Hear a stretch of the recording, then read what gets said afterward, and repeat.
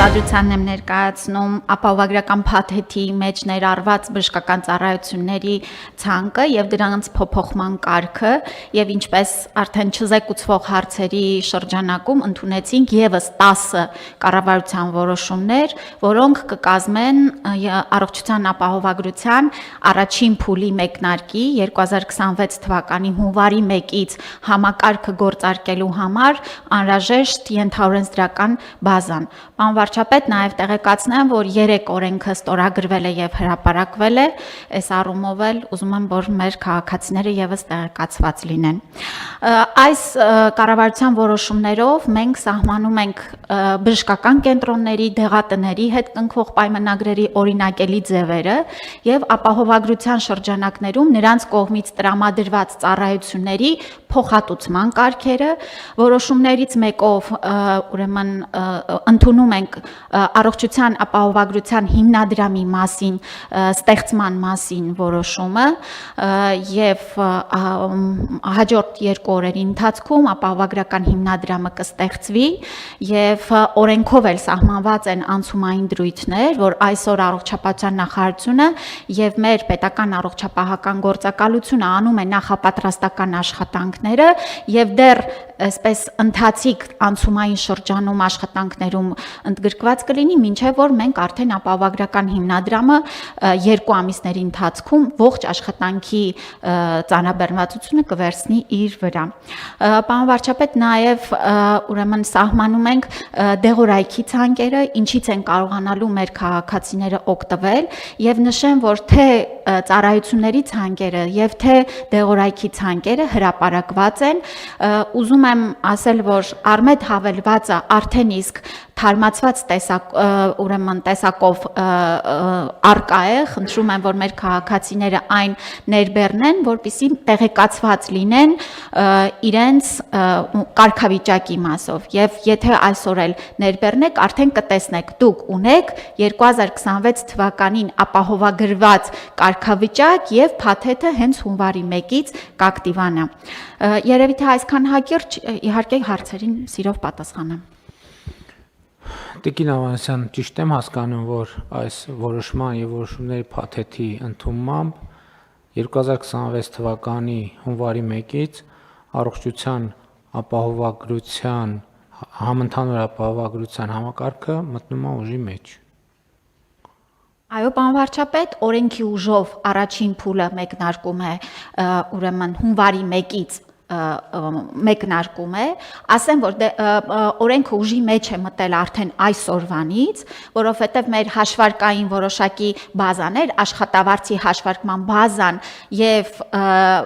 աշխատավարձի պահման բազան, այսինքն դեկտեմբերի աշխատավարձի նկատմամբ է հունվարին վճարվելի գումարները պահվելու արդեն ուժի մեջ են մտել։ Մտնում է ուժի մեջ մինչև 18 տարեկան անձանց, բոլոր անձանց համար 65 տարեկանից բարձր բոլոր անձանց համար եւ 200,000 դրամ եւ բարձր աշխատավարձ ստացող բոլոր անձանց համար։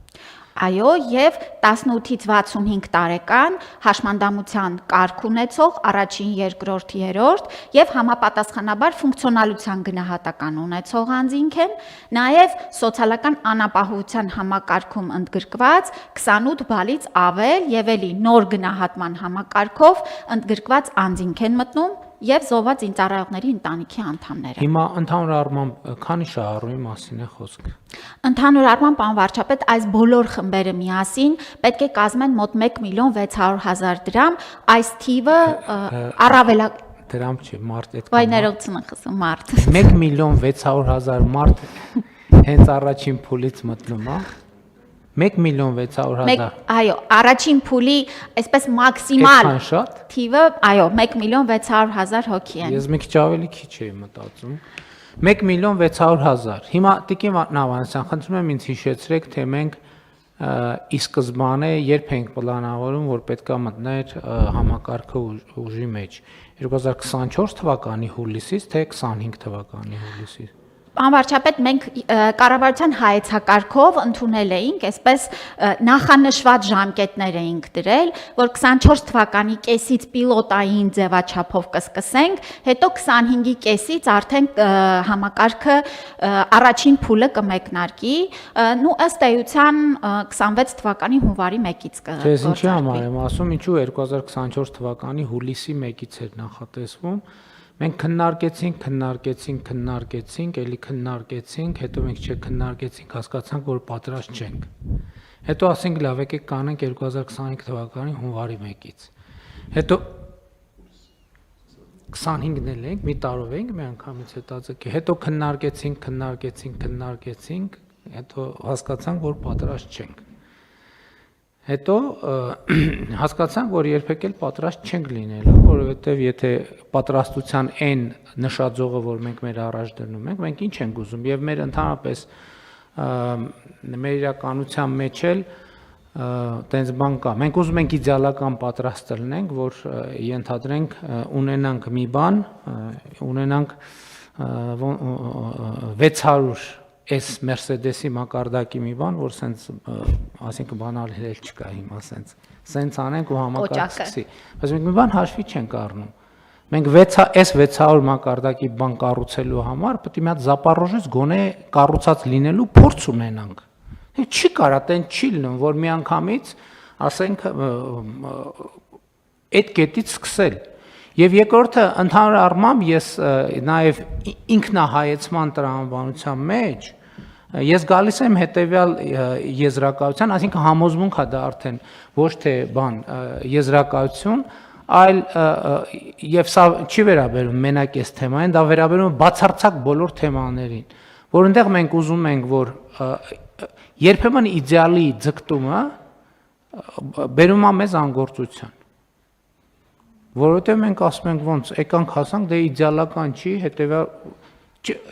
մենք ընդհանրապես իդեալի այդ մղումից պետքա հրաժարվենք, որովհետև իդեալի մղումը մեզ անընդհատ տանում է փակուղիներ կամ անընդհատ գցում է միֆերի մեջ։ Հիմա ես սա ինչի համար եմ ասում։ Ուզում եմ դիմեմ հանրությանը երկու հարցով։ Առաջինը՝ սիրելի 1,600,000 հայրենակիցներ, խնդրում ենք 2026 թվականի հունվարի 1-ից առողջապահական հիմնարկները չգրոհել։ Չէ, հիվանդանալը ուրիշ խնդիր է, բայց չգրոհել, ուղղակի որովհետև գրոհը հիվանդության մասին չի, հիվանդանալ չհիվանդանալու մասին չի, բայց մեր փորձը ինչ է ցույց տալիս։ Մեր փորձը ցույց է տալիս, որ սովորական պայմաններում, երբ որ մարդը, գիտեք ինչ, 21-րդ դա այսօր տեխնիկան այնքան է զարգացել, ասում եմ, ուզում եք բերեք։ Ես երաշխավորում եմ, որ հիմա MRT, KT, չգիտեմ ինչ եւ այլն, կգտնենք անպայման մի բան, որը պետքա բուժել։ Բացառված է, որ տենց դեպք ունենանք, որ չգտնենք որևէ բան, որը բուժելու անհրաժեշտություն չկա։